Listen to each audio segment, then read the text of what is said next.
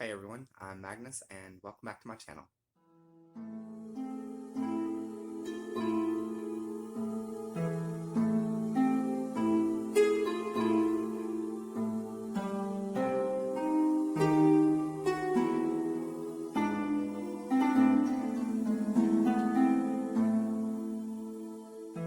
Alright, so let's go ahead and get started with today's video. So as you can see by the title of the video, it is 5 Misconceptions of Witchcraft Updated.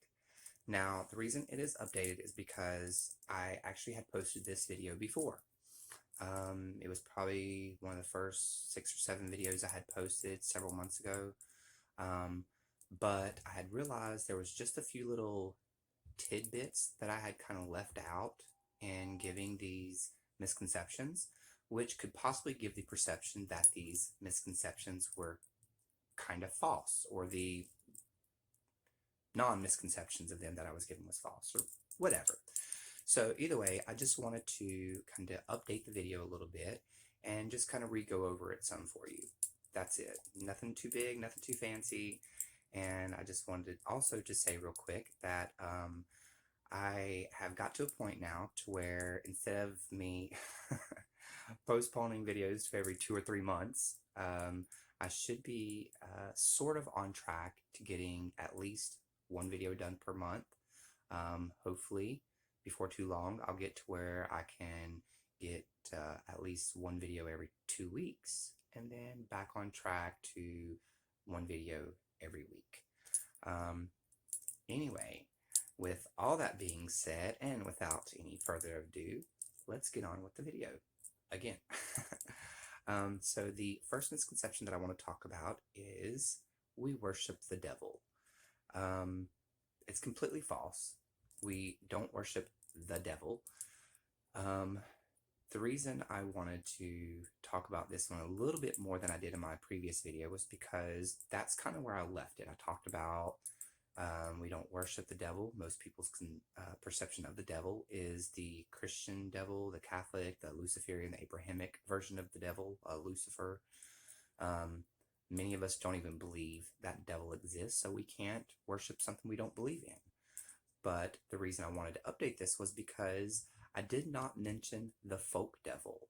So there are many mentions of the folk devil throughout history, throughout witchcraft, throughout people who practice different forms of witchcraft and all of its glory, who refer to this folk devil. Now, the ones who do worship him or work with him or acknowledge him usually refer to him as the folk devil or to another very specific name, as to not get confused or confuse anyone else with the Christian Abrahamic version of the devil, Lucifer. So pretty much, yeah, that's the answer. We don't worship the devil. Most of us don't believe in the devil, though there are some people, some practitioners of witchcraft or magic who may work with or worship the Christian version of the devil, Lucifer. But as a whole, we do not. The majority of us do not even believe in them. So that's the first misconception. Now, also, I do want to say one thing is about all of these misconceptions, they all connect together. They're all somehow linked in different ways, but I definitely wanted to individualize them for you. Okay? So the second misconception is we are inherently evil. Now, I personally believe this stems from the first misconception that we worship the devil. Most people's perception of the devil is the Abrahamic version, the Lucifer from the Christian Bible. And his goal is to, spread malice and evil across the globe, to get as many people to turn away from God, get as many people to sin as possible. And so, a lot of people's perception of witches, saying they're evil, I believe, stems from that idea. They work with demons and this devil, and therefore they're evil. But it's not true.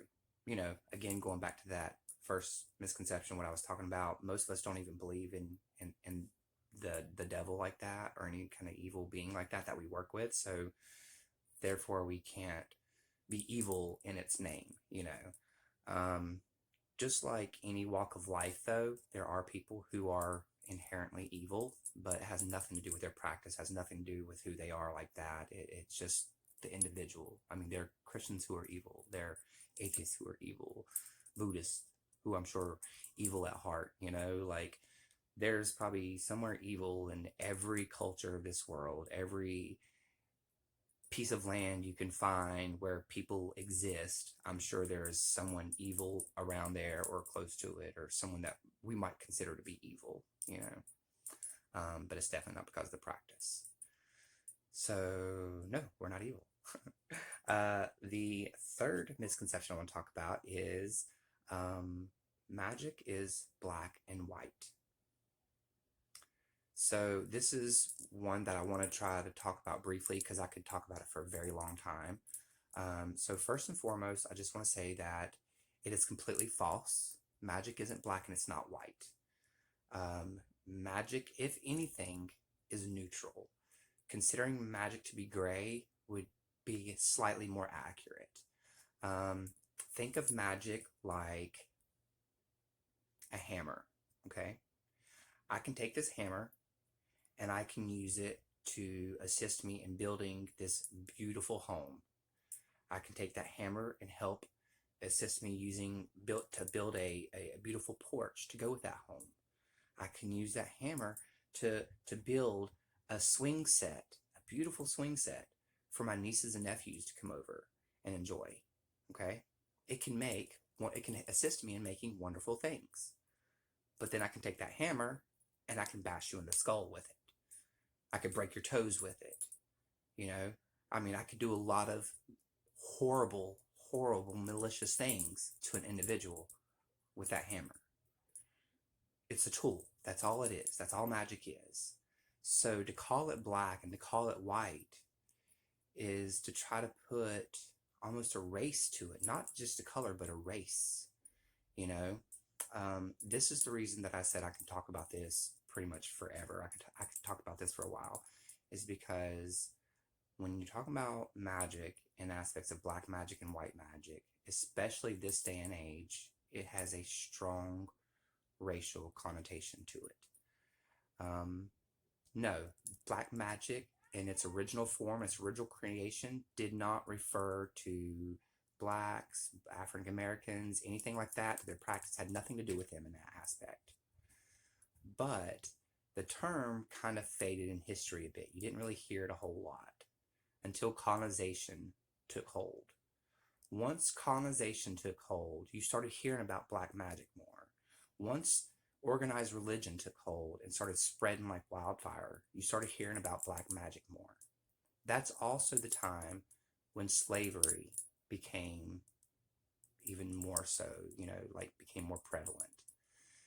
Then when this country was created, not really founded, but when it was sort of being created and founded, whatever you want to call it, the slaves that came over here, whenever they would do their practices from their tribes, you know, from their home countries, their regions and stuff they came from, it was considered to be a negative or a baneful working, and they called it black magic.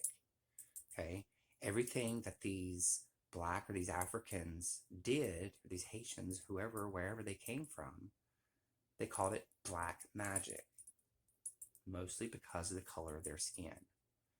That's why from then on, you start noticing that voodoo and hoodoo have this negative, this baneful, malicious, evil kind of connotation to it. It's like attached to it, that, you know, it has this stigma of evil, of you know, bad workings or something. You know, most people think of voodoo. The first thing you think of is voodoo dolls inflicting pain on people and resurrecting zombies from the dead. And that's because TV has showed you that. That has turned their practices, their beliefs, their religions into this bad thing, into this hateful, negative thing. And so for people to not see the correlation between uh, black magic, the term black magic, what it kind of represents in modern terms, and their cultures and their magical and spiritual beliefs, like it just baffles me how people can't see that. You know, if they see the progression of it and how it formed and how it developed, but people are so blinded by media and friends and family and their preacher and whoever, and just listen to these people, and they don't really look up stuff for themselves. It's so obvious how this has become racist. You know, it shows how it's so built into our system that people don't even notice it. People say, oh, I'm not racist, I couldn't be racist, but I'm a white witch. Why are you a white witch? What does white have to do? Because being white is good, being black is bad. Like, it breaks my heart, you know, that people don't see this, that people can't see this. And when I try to talk about it to people, they don't want to enlighten themselves. They don't want to learn. They don't want to grow from that. They want to be stuck in their ways. They are comfortable with that thought process. It makes them feel comfortable, because then if they accept it, that it's wrong, accept that the way they thought before was wrong, then the person who taught them that, where they learned it from, the source, they were wrong. And that's, I think, what people don't want to admit. They don't want to admit that their source was wrong. You know, I think pride really gets a hold of people. But anyway, I rambled way on that too much, and I don't even know if I really got my point across, but magic is not black and white. It's neutral. If you want to call it gray, that's fine. You know, I'm not going to give you a hard time because you say white or black magic. I just want to get the point out there, say what I have to say about it. There's that. Okay, done. Okay, the next misconception I want to talk about is we always put a spell on you. We put a spell on everyone. You would not believe how often I am asked that. Did you put a spell on me? Did you put a spell on that person? Hey, did you put a spell on our manager? Hey, did you? No, no, I didn't. Why? Did you ask me to? Should I? Like, what happened? Like, did I miss something? Like, I'm just confused, you know? I get asked that question so often. I don't even know, you know? Like, even my partner of 4 years has asked me multiple times if I put a spell on him, you know? And of course, he says he's joking, but I mean, come on. You keep on asking the same thing over and over and over. At some point, there's got to be a little bit of honesty in there, a little bit of truth behind it, you know? Um, but no, we don't go out of our way to cast spells on just anybody and everybody. First and foremost, to me, I think that's a bit self-centered of anyone to think that, you know, and that might be kind of harsh for me to say, but it's true. I mean, to think that we would get up, wake up, and be like, hey, you know what? I want to waste my time and energy on this individual just because I feel like it. I ain't got nothing better to do with my day. I don't have to worry about whatever. This is what I want to do today. You know, like, to think that I want to go out of my way and spend that much time and energy on you for whatever reason, it's kind of a little self-centered, a little self-absorbed there, you know? Like, I just think these people need to kind of get over themselves. You know, that's like um, a straight guy finding out like one of his guy friends is gay. Oh man, what? Don't be looking at my ass. Oh man, don't be looking at me like that. Like, really? Like, you automatically think that that's what we want to do? That's because that's your thought process when it comes to a woman. As soon as you see a woman, the first thing you start doing is looking at her like she's a piece of meat. So that's why when a guy comes out to you, the first thing you want to do is be like, oh man, don't be looking at me like that, because that's what you do to women, you know? So it's really self-centered and self-absorbed for these people to think that somebody's going to go out of their way to do something like that for absolutely no reason, just because they feel like it. You know, get over yourselves, okay? We got a lot more important stuff to do than to be worried about you like that, okay? We love you, we care for you, but you're not that special, boo-boo. Get over yourself, okay? Bye-bye. So the next stereotype, or the next misconception that I wanted to go over was stereotypes. um, it's basically just people the way they stereotype us. Um, there's this perception in TV and in media and fiction books and stuff like that where we either have like very similar wardrobes, or we're very dark and mystical and gothic or creepy or something, or we got these big hats, or men have these long beards, women have these long pointy nails, or like just all these little stereotypical things that you think about witches are probably not true. None of them. These misconceptions, majority of them is like not true in the slightest. You know, what I want to say when it comes to all this, these labeling people, these having these misconceptions or these stereotypes that you think exist within the witchy community. If you know someone who's a witch, someone who comes to you and says they're a witch or they're practicing witchcraft, ask them questions. Don't be a jerk. Like, it's that simple. Like, we're all adults. Act like it. Like, I'm not sitting there giving you a hard time because you're believing whatever you're believing. So why are you going to diminish somebody else's? Get over yourselves, okay? Like, there are many stereotypes and many misconceptions out there for us. Like, the majority of us are just, you look at us, we're like regular, everyday, just your typical run-of-the-mill individual on the sidewalk. There is nothing that sticks out about us that screams witch in any way different than looking at you screams Buddhist or Christian. I mean, other than like maybe wearing a cross necklace or something, But I mean, it's that simple. There's really no stereotypes out there that exist like that. When it comes to certain aspects of the craft, like the brooms and wands and altars or cauldrons, yeah, those exist in the craft. Or have they always been a part of the craft? Maybe, maybe not. But they're definitely a part of the modern craft. They're definitely a part of modern witchcraft. They have been for hundreds of years for whatever reason, whether they were a part of it long before that or not. They are now,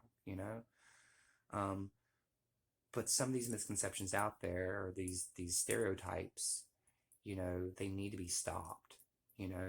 A lot of them diminish men, diminish women, they diminish their beliefs, their practices, and it just diminishes the individual. And so therefore that just needs to stop. So please, if you have anyone who comes to you and says, hey, I'm a witch, or hey, I practice this, be like, okay. And then start asking questions about it. Serious questions. Get to know why they believe what they believe, why they practice what they practice. If it doesn't matter, just ask questions, communicate. If you care about this person in the slightest, have respect for them, have respect for what they believe. Don't make a joke out of it, because then every time that you make a joke out of it, they're going to think less and less of you. They're going to have less and less trust in you about coming to you with these things. And if you care for that person, why would you want to make them feel that way? Just throwing that out there. Okay, think about that. So anyway, like I said, all these kind of come together. All of these different misconceptions somehow connect in different ways. And so I did want to, like I already said, I did want to individualize them for you. But hopefully I was able to clear some of the air here with some of these misconceptions, and maybe some of you who practice witchcraft or magic in any form can comment and let me know what you think of these misconceptions. You can let me know your opinions of them, other misconceptions that you think people have, and if there's maybe another video of certain misconceptions that you would like me to go over or discuss or talk about. So anyway, thank you all for sticking around as long as you have. I really appreciate it. Thank you for coming back to my channel. Hopefully, like I said, I will be back on track with everything and at least getting some kind of steady schedule down for you all. But until then, feel free to give me a like, subscribe, comment with any questions, concerns, or anything like that that you might have, something that you may just want to talk about. And until next time, like I always say, take care of yourselves, be safe, be kind, but don't take any shit. Okay? Later.